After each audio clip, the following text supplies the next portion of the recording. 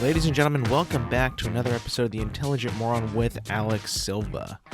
You ever kind of get caught off guard by something?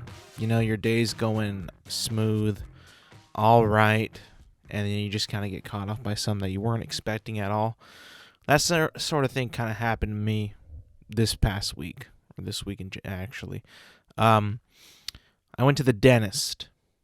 I was going in for a routine checkup, because I've always been going to the dentist routinely, getting checkups, getting cleanings all the time, twice a year, just because it's something that I feel like, in my brain and in my mind, nothing really compares to the dentist cleaning your teeth. And I truly believe that. I believe that your toothbrush, your toothpaste, your floss, whatever you use, water picks, fancy floss, doesn't matter. It is just not as good as the dentist's tools of cleaning teeth. I mean, you can try electric toothbrushes. You can get those plastic toothpicks, whatever. It doesn't matter. It's just not as good because, one, you can't see in your mouth as well as a dentist can. A dentist can see pretty much every little thing that's going on with your teeth. All the plaque, the tartar, the buildup, whatever. You cannot. You just can't see that. And your toothbrush with the toothpaste, whatever kind of toothpaste you got, dentist recommended, FDA, whatever, right? It's not going to be as good as what they use at the dentist. It's just not going to be that. So I've always been a big believer in, you know what? Why don't I just, go in every time? Right? Because, if I miss an appointment, if I miss, if I push it back for too long, whatever, I might get cavities again. I mean, I remember this happened maybe when I was 18 or 19, I pushed it back a couple times because for some reason, I can't remember why, but I ended up with, 2 cavities that visit after I pushed it back, or something happened. I can't remember. Maybe I got a new dentist or something like that. And then I remember just being absolutely just flabbergasted because I had never had a cavity up until that point in my life. And I was just like, whoa, what do I do here? And I just remember going to the dentist being like, all right, let's plug these bad boys up, right? Let's get some fillings, I guess. And, that entire experience of getting fillings, at that point in your life, right, 18 or 19, right, that was when I got it. I'm already an adult, essentially, technically an adult. It's kind of embarrassing. Cavities are for kids who can't stop eating junk food, candy, don't brush their teeth that often. And I was a person that, I always brush every single day. I always floss every single day. So that was just kind of ingrained in my mind that if I don't go in for checkups, buildup might occur, that I just cannot clean as well as the dentist can.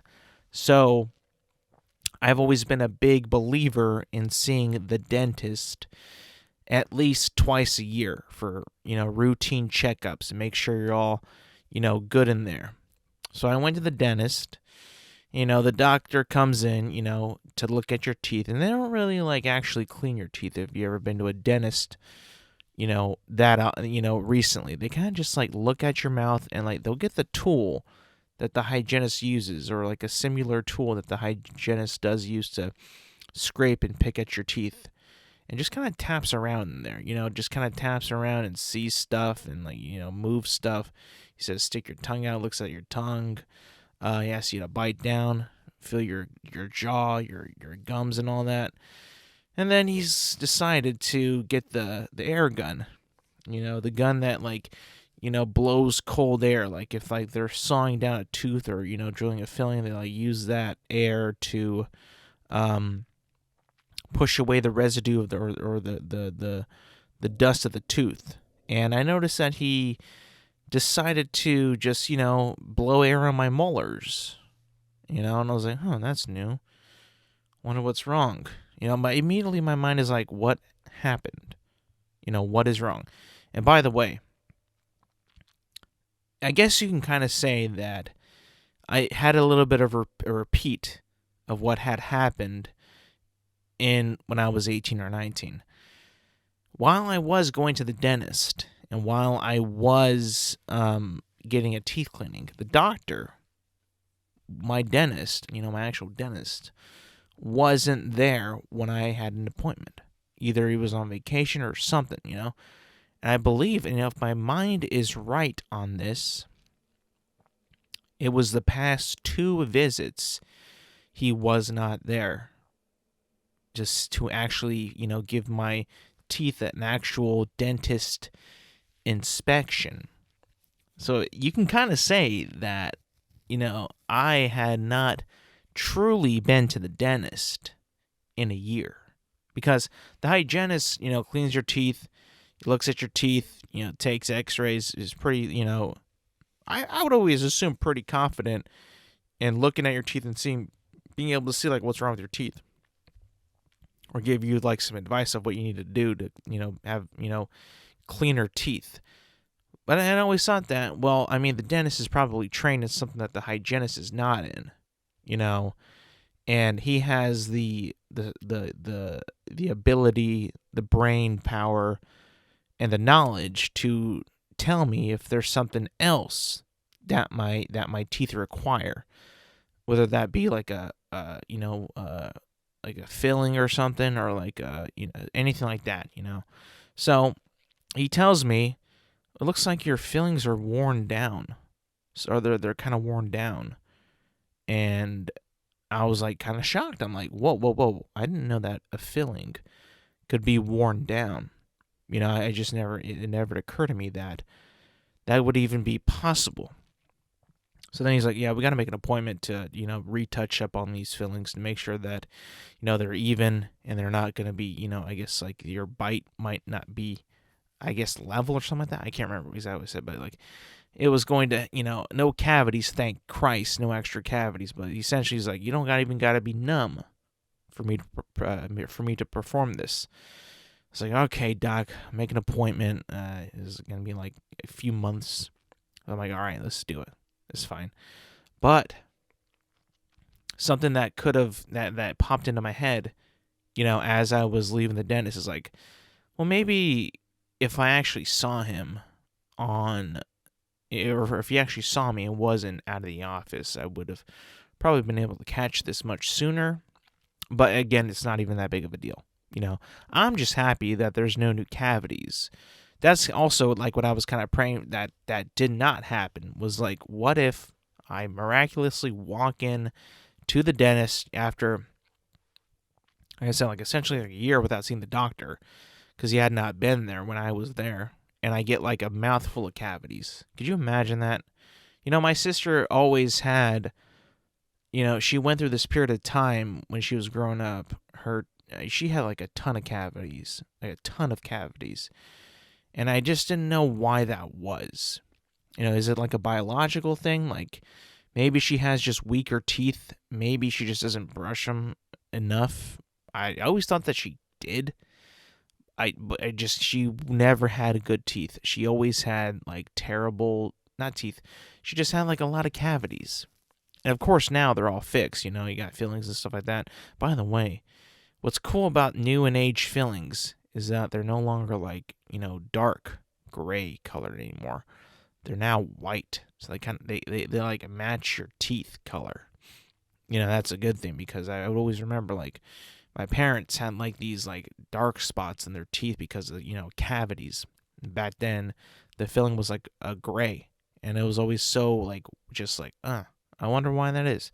Now they're white. So the kids today are going to be like, oh, the filling's not that bad. Doesn't look that bad either. Well, imagine back then, modern day dental, technology is a lot better than it was back in, I don't know, even the 90s back then.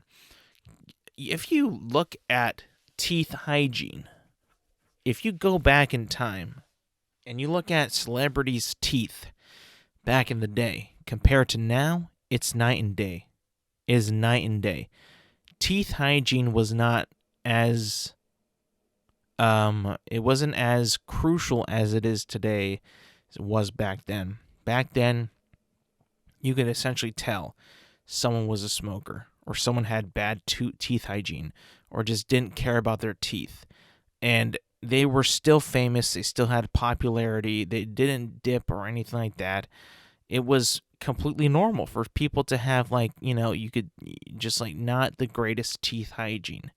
Nowadays, everybody's got, whitened teeth. People got fake teeth. They got veneers. They get a new look, essentially, a new smile. Your smile is everything. And I think the reason why that is, so popular now today is because cameras and pictures have never been as HD as they are today. And, with social media and YouTube and, obviously movies and television, like, it's never been more clear in terms of high definition picture as it has been today. Therefore, the business of having good teeth and getting great teeth had to have gone through, like, just some boom, within that, period of time. Like, everybody wants new teeth. And I've seen, like, people with veneers and people with fake teeth. It is kind of jarring at first, I'll be honest, because I actually looked up, or I saw the procedure of veneers. It's strange, but once you are able to get past the person's new mouth and now you see them, it looks more normal to you. I'm pretty sure it's like, it's got to be a nice feeling to look that good, I guess, or have that good of teeth. Like, the procedure is like they essentially take the tooth and just make it skinny, like a super skinny tooth. They, like, just shave all the edges or the sides and make them super small. And then they're able to put, like, these fake ones that kind of attach to the little specks, the little pegs that would be your teeth, and they become your new teeth. Now, I don't know the process of, of course I'm not a doctor, but I've seen, like, pictures of befores and after and how that kind of works, and that's, like, the general gist of it, of how they are assembled and how they are put on to somebody's mouth.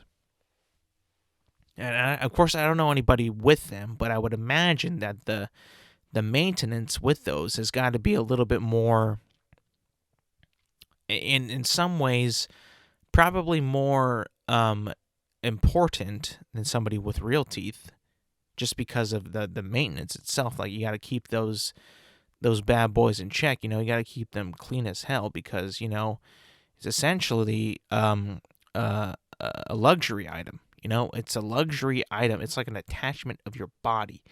It's not really a part of you. It's not really your real teeth. They're fake, but they look so real.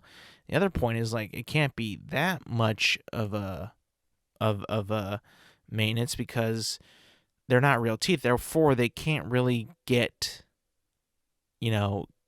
rot away, maybe cavities, because your actual teeth are being protected, I would assume, by the actual fake teeth. That just kind of popped into my head. Like, how could that be something that is, I guess, hard to maintain their appearance, but it also, in some ways, it could be even harder to maintain those fake teeth than real teeth. But then again, if you chip your veneer, can't you just get another veneer and it, and be easy? I mean, like, that's a big fear of mine. I'll tell you that, man. I mean, I'm pretty sure I've talked about this a couple times before, but I always kind of, worry, like, if I bite down on something or I nick something in my mouth, that being a tooth, a little bit too hard than I think I should, and then I'll be like, I'll go to the bathroom awkwardly, and I would look in the mirror, and I'd be like, what's up with this tooth? And then, I don't know if you guys do this as much as I do, but if you, like, just take your index finger and your thumb, and then you just kind of put it, like, let's say on your canine, right? And just kind of, like, move it around, like try to move your tooth. Not too much, but, like, just try to move it. I feel like I do get a little bit of give, like a little bit of a give and pull from that. And like, I'm pretty sure, like, that's not supposed to happen, but maybe it is supposed to happen. Maybe your teeth are like a little bit more flexible than they look. Because when I look at teeth, I feel like it's just like an extension of your skull. If that makes any sense. It's almost like the same material, because like when you see, skulls like that have been, obviously of a dead person, right, and all cleaned up and shit, you can see their teeth. Now, are those teeth put in after, to make it look more complete? I don't know, but it always looks like super like similar to the actual material that is like used, for your skull, right? It just feels like, I don't know if it's true or not, but I just get the feeling that the teeth are like the extension of a skull that's just like that's exposed, right? And you know what? Just eating, certain things. Like I remember one time I bit down on a fork too hard. I don't even know why I did it, but like I was just eating something with that required a fork. I bit too hard, and then boom, little chip. I was like, what the fuck? Oh God! Yeah, I mean, it was very, very small, and my dentist kind of sanded it down a little bit to make it more normal, and not as I guess you could say noticeable, which it's not. You can barely notice anything anymore if you really look. But it was just like, fuck. I remember that exact moment. Like, shit, these things are so fragile. Like, we really can't do anything. I'm afraid to get, like, you bump into something, or, God forbid I get into a scuffle somewhere. Someone clocks me in the mouth. I might lose my entire fucking smile. Like, shit, you got to be careful nowadays. And of course, like, I know that, of course, like I said, dental technology is even better than it's ever been. I mean, to my knowledge, a tooth kind of goes in pretty deep into your gums. All the teeth kind of go in pretty deep. Now, I don't know if all the teeth go in as deep as every tooth. I know from experience, when I got my wisdom teeth taken out, those motherfuckers went in pretty deep. And I would assume that the molars kind of got to be, because they see a lot of the action. They see a lot of the chewing and the grinding. Now, I don't know if I grind in my teeth, and that's why my feelings have grounded down. I don't think I grind in my sleep. I've never experienced that. I've never like woken up with like, jaw tightness or something like that. But I would assume that I don't grind my teeth at night. But if I do, maybe that's the cause. And the teeth, the back teeth, the molars, right? Those bad boys, they got to be tough, because look, how much, like, everything that you eat, essentially, right? Think about this. You take a bite with the front teeth, the canines, the bottom layers of the teeth, right? What do? You don't just start chewing with the front teeth. You push that shit back with your tongue, and you chew away with the molars and all that. Like, the teeth in the back are so essential just to eat and consume food.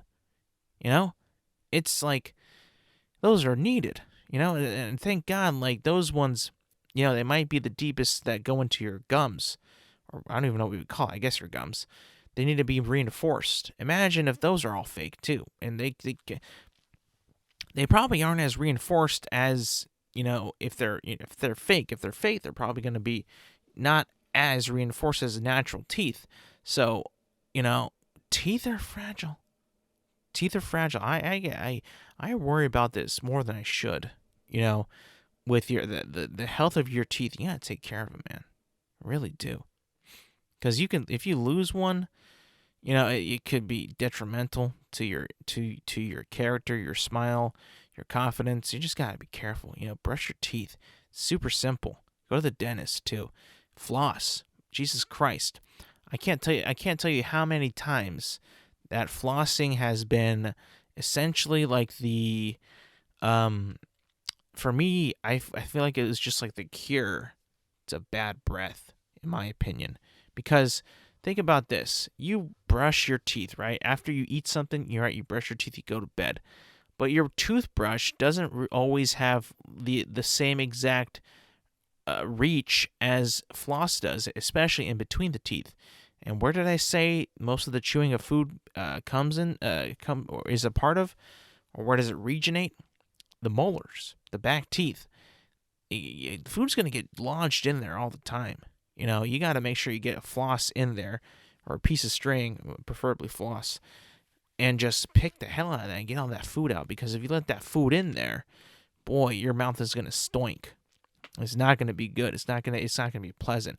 Nobody's going to want to talk to you about that. And no one's going to want to talk to you at all if you got some bad breath. Let me just tell you that.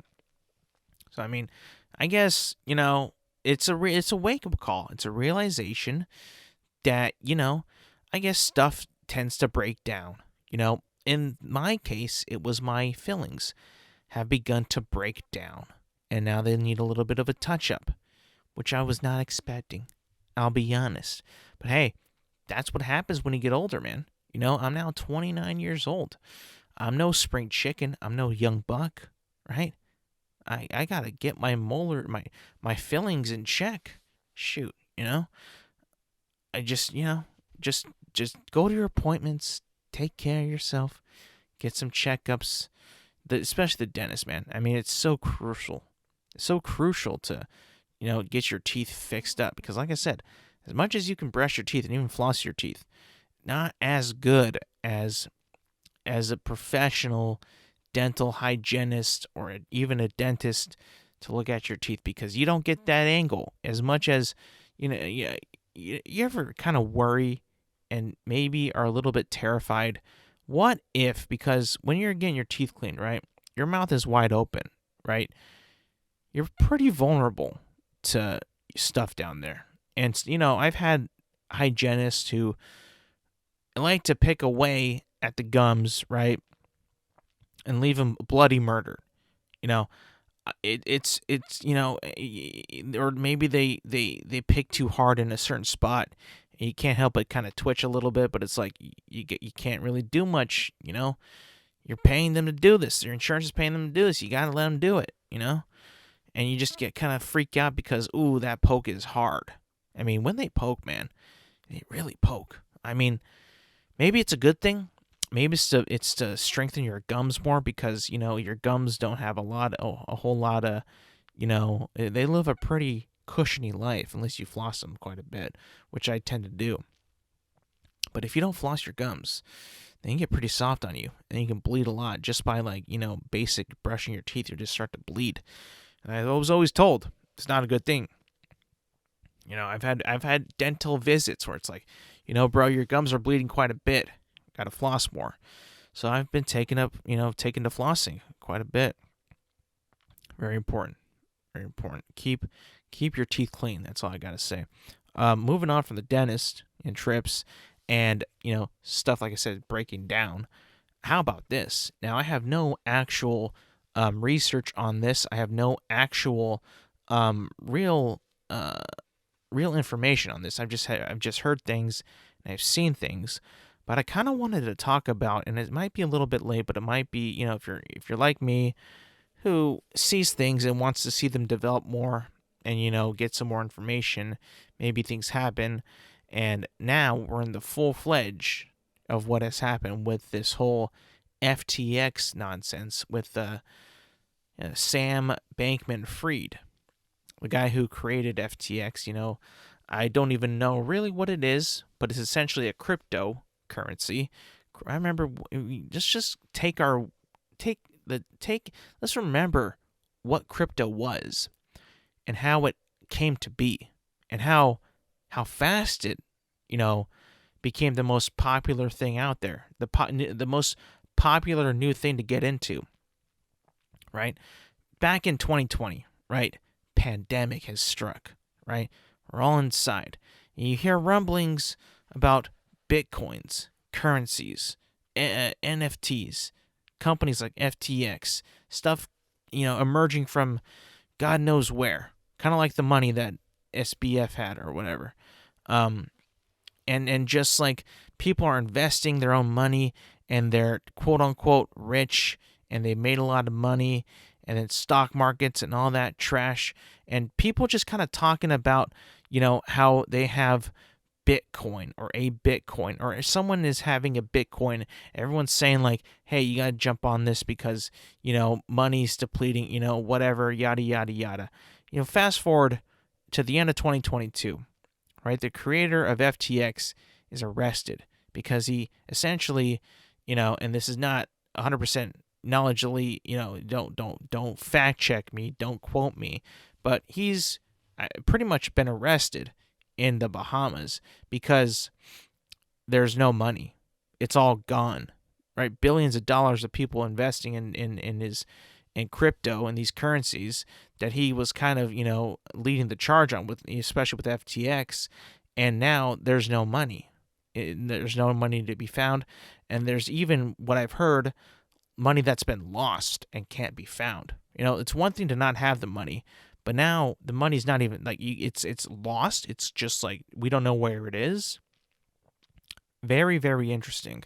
And this all kind of brings me to the point, like, look, I'm not a billionaire. I'm not a millionaire. I'm not even a thousander. I'm not a rich man, right? I'm not a rich person.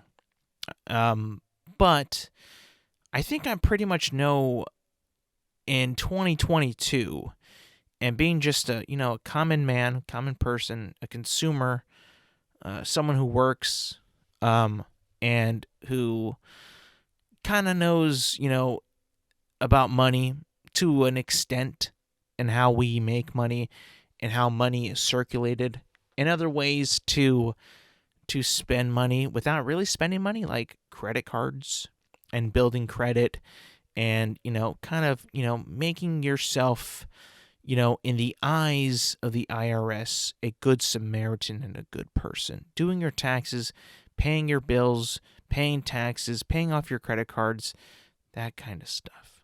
Stuff that could all in a way be actually obtained by you physically, right? You can obtain the money, right? You can go onto your banking app or website of where you do banking. Let's say you have like about, I don't know, $2,000 in your savings account. For the most part, you can go to that bank, you can go into that account and pull out $1 of that account. Right now, right here, right now. You can go do that. You can go pull it out right now, and boom, there's that dollar with George Washington's face on it, and be like, that's $1 of what I have saved into my savings in my bank that I'm viewing in my app, and that's the amount. That's my knowledge to money, financing, and everything that I think has made the world and this country, go around, is the dollar. Money, physical stuff that can be also electronic, but actually exists. It's there. It's tangible. When you get paid, you get a check, right? You get a check, you go to either the bank, you deposit it, the amount of money goes up. You can even go to the bank or somewhere else and cash that and get that in cash immediately without any hesitation. No problems, nothing to be confirmed. It's just there at the ready. That's kind of like where I'm at, and it's a very mediocre, it's a very, on the surface of my understanding of money and how it works. You talk about a coin being worth, I don't know how much money at that point, where it was worth back then. I'm pretty sure it was like maybe $20,000 was a coin. Do I see the coin? Do I get a coin? Where do I see the money? Is it there? Like, no, it's there. It's like, huh? Like, I just like, I was never on board of how it was described, and I could not understand it for the life of me. So I was like, you know what? I'm just not going to care about this. I'm not going to spend time on cryptocurrency or whatever, and just going to, I'm going to be a pleb. I'm going to be a casual, and I'm going to stick to the US dollar and banking and credit cards and actual credit, debit, money, dollar. I'm going to keep it real with you and just be like that, And to see it all kind of come crashing down on this guy's face. Like I said before, doesn't have the money. He's lost the money. I mean, was it even there? I don't even know if it was even there. I think that whatever happened with this whole FTX cryptocurrency type thing, it just kind of like was a whole scheme that to get people to believe in that actually existed, and to actually scam people power, celebrities. I mean, so many people are suing, have been sued, that have endorsed it, have promoted it, and it not even be a real thing, you know? And it's like, whoa. Like, how did that, like, this guy, Bankman Fried, must have been like a genius of a promoter to get so many people to, endorse his company. Like, I think it was like Tom Brady, Larry David, even more. I mean, it was bad when you got to the point when they were showing cryptocurrency ads in the movie theaters. And not just, with Joe Schmo, right? They got stars like Matt Damon. I mean, I remember seeing this in the theaters. I think I first saw it I don't remember when I saw it, but I think I was like, I remember seeing it when I saw Spider-Man No Way Home. It was him essentially saying that humans are capable of achieving amazing things. And it was like a super inspiring speech. I'm like, what film is this for? Or is this like a car or a company or what? And it was for cryptocurrency. Fortune favors the brave, taking risks. It's like, bro, like, I mean, like, that was all bullshit. It wasn't real. Like, no one, like, it just like the fallout of this whole crypto thing, and how like no one gives a shit anymore because it's not real. It's just like, this is like, for one thing, it was so easy for celebrities and companies and billionaires to just like do it because it seems so, so true and so real, and it was like gonna be a real hit. And it was just nothing. And it was like, it makes zero sense because these people, I would figure, would be so smart and so, able to spot bullshit from a mile away and just be able to tell what's real and what's not. Yet they get conned by these companies for crypto and just lose all this money, and everybody else loses so much money. It's like, oh man, thank God. Like, I mean, like, what a time. Like, of course, pandemic, you're probably believing everything that you see. You're cooped up in the house. You're afraid to go outside. You hear about this new way to make money, and then you just kind of go with it. You know? I mean, and everybody was talking. I mean, you couldn't go days without hearing about this stuff. I had a couple buddies, maybe just one buddy, who was like really getting into it. And I was like, why? Like, I don't even think that people who claim that they understood it even fully understood it. I shouldn't have to learn that much about how to earn this type of money. It should kind of just be basic, like making money, actual traditional money, is pretty basic. You work, you get paid. That's it. And then you actually receive it. You use that money to buy goods and services. Like, it really was like such a weird time. And now that weird time has kind of passed, I feel like everybody's kind of waking up, and with us all waking up, that whole that whole period of being conned has just, it went away, because people are just kind of like, oh, like, yeah, I'm no longer just like going to be, in my office at home just kind of like buying Bitcoin because now I have to work and shit now. Oh, that's weird. Oh, yeah, I need money too to buy gas and all that. Oh, I have a Bitcoin, right? Is that going to work? Oh, wait, what do you mean it's not? I mean, what about this cryptocurrency, that other currency that, oh, that's gone too. Wow. I mean, I should have expected that. I never ever got anything, but I thought it was doing something. I don't know. But, we're at a different time now. We're about to be in 2023. It was bound to die. It was bound to die. And I just want to remember all the people, everybody who was I wouldn't say like involved, but kind of promoted it. Like, hey, they got you too. I mean, they played you like a fiddle, you know? I mean, it's gonna happen sooner or later, you know? Some guy, the guy who has been, since now arrested, Bankman Fried, looks like the biggest nerd of all time.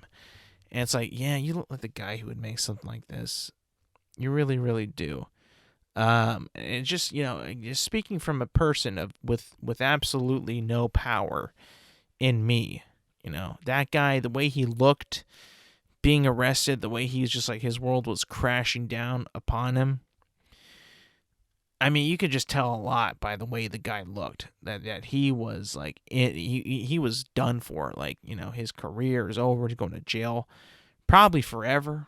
Maybe not. I mean, how would he able to get out? He has no money, right? Because crypto's or his currency's done, right? So like, what are we gonna do now?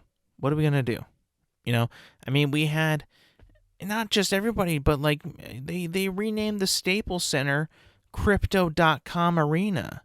It didn't take them long to do that. Did Crypto.com pay them? I don't know. Like, what happened there? You think about it. You look at what's happened. You look at the changes now, and you see what's happened. The fallout. It's like, oh man, how did we get here? How did we? I don't know.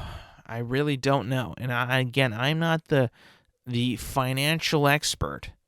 I'm not an expert at any of this. But I mean, just looking from the outside in, it just seems like it was all bullshit. And I'm just so happy that I did not invest or do anything to get involved into that world. And just seeing it all crash down. I guess I kind of like dodged a bullet. That's what I kind of feel like. I dodged a bullet, even though it wasn't really pointed at me. But like, there was definitely like back in that time, people talking about, it's like, shut up, please. Don't tell me you understand this, because I don't. Why would this take so much understanding, to make quote unquote money from it? It shouldn't, but it does. It's like, Lord. But I guess that's kind of why I failed. There was too much involved for it to actually work. That it never happened. Therefore, it couldn't work. It just, it wasn't there. But I'm happy it's done. I think. I think that, maybe give it a little bit more time. Maybe give it a couple more decades for you to really put together an actual new type of currency. We're still in the tangible era of human beings. We still need to see money. People are paying in cash more than ever, I would assume. I would say this, this year, people still really believe and use dollar bills, right? It's not going to go away anytime soon. I'm sorry. You can force it out all you want. You can try to take away the dollar bill. Right now, in this time period, it's nowhere near close from being done with. It's just not. And these guys who wanted to change it like rapidly and make it happen, not gonna work, bro. Not gonna. It's just. I'm sorry, but like the people who do the cryptocurrency were the rich folk, and not everybody's a rich folk. The common man is not gonna be worried about his investments in crypto. He's gonna be worried about, what's he gonna eat for dinner? What's he gonna feed the family for dinner? The stuff like that. That's the type of stuff that you think about more often than crypto, especially if you're grinding. Blue collar worker, you ain't gonna give it two shits about any crypto shit that you hear about, on the news from some rich guy investing and buying shit with it. It's just not gonna pop into that guy's brain. He's not gonna give a shit. He's not gonna care.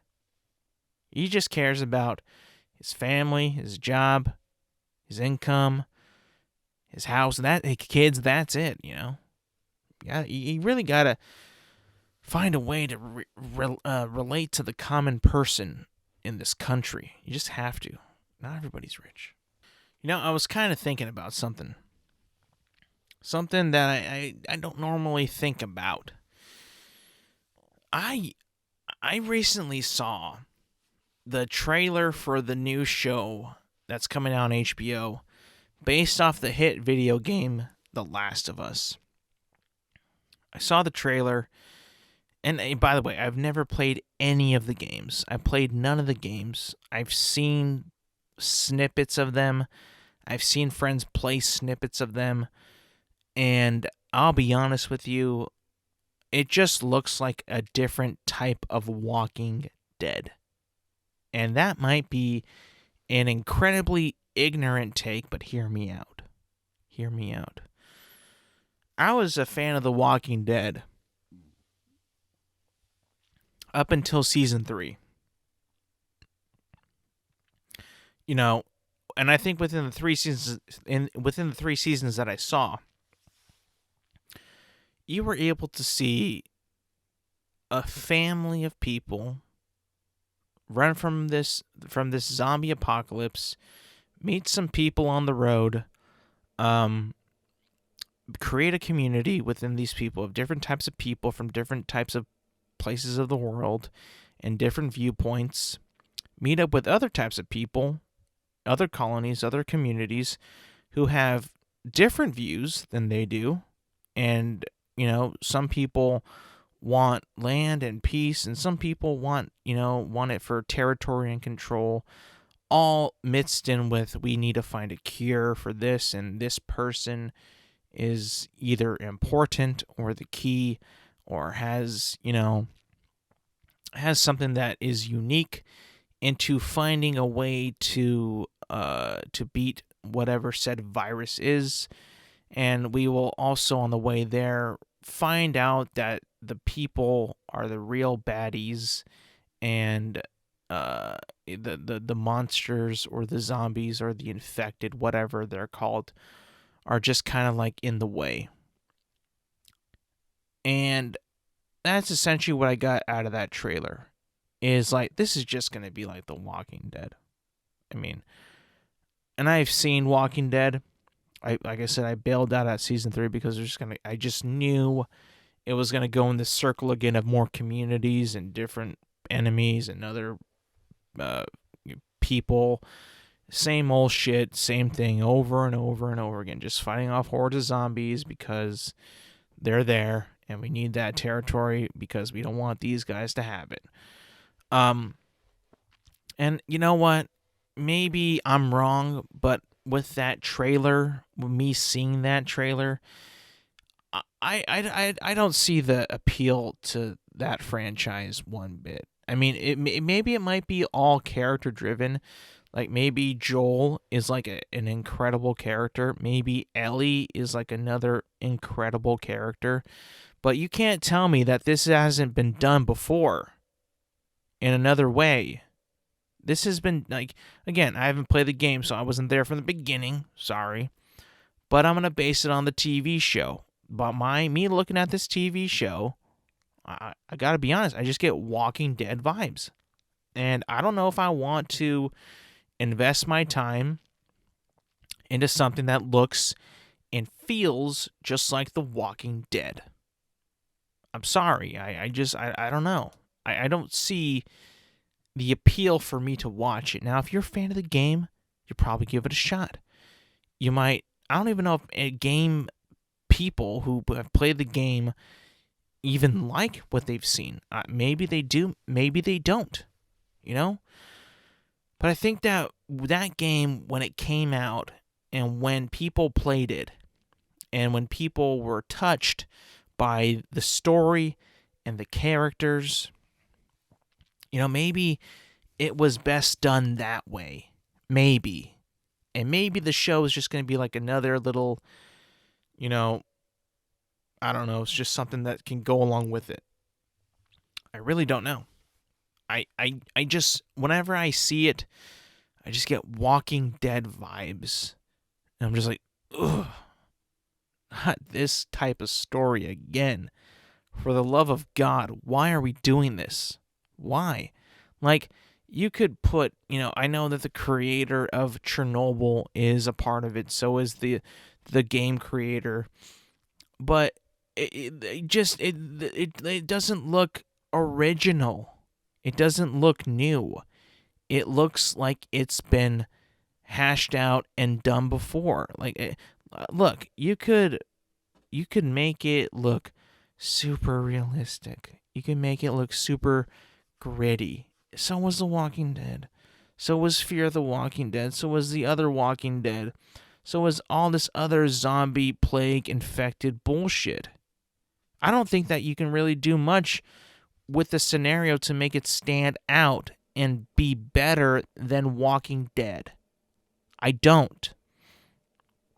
Look, I think that people who like the game like it because it's a cool game, because it's fun, the mechanics are cool, along with the story and the characters, and it made you feel because you were playing as the character, or the character was being portrayed by you, or whatever. It's just like a different vibe with a video game. As a show, I just don't see the originality. I don't see the appeal. It just seems like it's going to get lost and just look and feel like Walking Dead. I might be completely wrong, but when I saw that trailer and people were saying like this game is amazing, the show's going to be sick, honestly, it did not stick out to me. It just seemed like another type of apocalyptic aftermath show. It was just like, wow, whatever. But again, that could just be me. I mean, I could be wrong, and if I am wrong, cool. I'm probably not going to check it out. I'm probably not going to watch it. But I'll tell you this. If it manages to be pretty good, I'll be actually impressed. I'll be like, "Oh, they actually got something that's actually clinging to people and that people are talking about? What? Interesting. Okay." That was one of them. There was another show that I saw a trailer for, and this was a while ago, but I never brought it up, but I had to because I just don't see any appeal to this one bit. And that's the Witcher Blood Origin TV show. The trailer. Because I've told you guys this. I'm not the biggest fan of the Witcher show nowadays. I was back in season 1 because I think that I was trying to convince myself that it was better than it was. And then with this one coming out, I just think that there's no hope for this. There's no hope for this franchise, I think. I really think that Netflix has bottled The Witcher. I think that The Witcher has become a little bit too forced on the public. And I don't think there's a lot of people out there that even really care about The Witcher as much as Netflix thinks that there are. When I see this trailer and it's about the origins of The Witcher and the origins of how the world of The Witcher, bred essentially the first Witchers. I don't see anybody, even in my friend group, anyone I know, clamoring to know the origin of The Witcher when they don't even really have the main flagship showdown. Like, they don't have the showdown to where people are clamoring for The Witcher. They tried to make The Witcher a giant fantasy hit. It has yet to be that, in my opinion. I think that it is some very actually boring television, not all that appealing, pretty okay acted, and just like very, very like um, amateur looking. I don't know what it is, but HBO and even Amazon with Rings of Power, they just managed to look to make those shows look just so much better than Netflix has ever done with The Witcher in any case. Whether it be the CGI with the effects of, the monsters in The Witcher, the dragons in Rings in House of the Dragon, and even Game of Thrones, even the just like the scenery too with Rings of Power versus scenery in Witcher and Game of Thrones. They're just superior to Witcher effects. Even the practical ones are. I mean, I would even say that Rings of Power's practical effects and practical sets are even light years better than anything Witcher has given.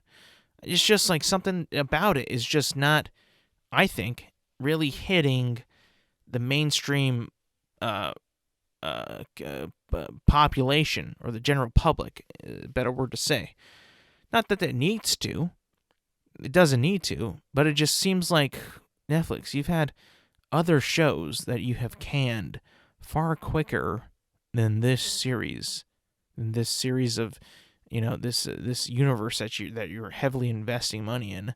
Why are you not quitting on this, but you quit on everything else that you've ever made? I just don't understand it. It's something that baffles me because, no one wanted this Witcher Blood Origin show. And when I saw the trailer, I was like, who is this for? Why is this a thing? This looks so candy ass and so mediocre. And so, like, even the trailer, just like there's like shots and effects, it just looks so bad to look at. It's like, what the fuck are we doing here? What are we wasting our time on? Witcher Blood Origin? Huh? What? I don't know, man. I don't know. I just don't want to see it. I'm not going to see it. I'm definitely not going to see it. I'm just kind of, ranting about it just because it was something that just kind of super disappointed me. I was like, whoa. You don't really have me fully invested in Witcher with Henry Cavill, who is no longer going to be in it, by the way. He's quit essentially after season 3. So good luck with that. This, I don't think it's going to land. I'll be honest. Of course, people have already seen it apparently. I think IGN has seen it, and I think it's 4 episodes entirely. They gave it a 7, which is, the cliche IGN review. Not an actual opinion, just kind of like in the middle, being neutral, because they have no other, they don't have actual talent there or character. That's fine. But I just don't have any hope for this show or this franchise. You can tell how annoyed I am at this show because it just keeps going on when I don't think it should. I think that the bad press about it, there was some, not leaks, but there was some conspiracies. Not conspiracies is not the best word, but there were some rumors. That's better. That the creators really did not like the source material of the books or the games. Actually, I think words were used as hate towards the source material. Again, I don't know if that's true or not. I would assume that it's not, but it is a rumor. And if it is in any shape true, maybe you shouldn't be letting those people create a show around it, right? I mean, that would be a pretty big red flag there, Netflix. But I think that Netflix are pretty smart people at the end of the day. Now, they cancel a lot of shows. They probably should have canceled this one, but maybe they see something that I just don't see. Maybe they see that, oh no, it's going to catch on. It's going to catch on. But, I mean, how long do we got to wait for it to catch on, right? It should have been caught on. We should have been hooked, line and sinker, episode 1, season 1, right? I don't know. I mean, like I said, like, I've always said this, first impressions last forever. And the first impressions of The Witcher for me were just meh. They're alright. We're cool. fine. Another sci-fi fantasy show. Henry Cavill looks pretty cool. Everything else is okay. It's not something I just want to. I don't want to continue that. If it's not gonna like really sell itself towards me and really make its mark, I mean, do I want to continue? Really? I don't know. Who cares? At the end of the day, it's like we don't gotta watch anything that these guys put out for us. We don't have to. You watch whatever you want. Anything you want, you can watch it. People watch a very wide range of TV, movies, all this shit. Shows, whatever. I just recently watched Andor, and I loved it. I've been watching, Hard Knocks for my sports love. People watch anime. People watch Yellowstone. It's a big spectrum of entertainment out there. And what is considered entertainment? What is considered content? People will spend hours and hours and hours on TikTok because they find that to be entertainment. I don't have a TikTok. But I can definitely see the appeal. It's something that, helps you pass the time. Maybe it makes you happy. Maybe it makes you forget about the reality of the world. And you're just like, I'm going to watch some TikTok. I'm going to take my mind off of the world and watch TikTok. And I'll be able to, forget about the bad stuff and just look at this TikTok and hopefully laugh, maybe smile, and be like, yeah, that's what it's all about. Matt, there was a time when we didn't have cell phones and we were forced to talk to one another and about pretty much everything and anything. You wouldn't be able to go to the coffee shop and pull out a phone and look at that phone and not communicate with anybody else at that coffee shop. You would have to communicate with everybody at that coffee shop or anybody that was in your way or you had to get by. You had to communicate with them back in the day. That's kind of gone now. That's kind of gone. I mean, like, you look at your phone, I'll take this, I'll take that, that's it. Cash your card, I'll take a card, and then just be on with your way. Not talk to anybody there, not sit down and drink a coffee, just kind of go back to your little house, drink your coffee, and go on TikTok.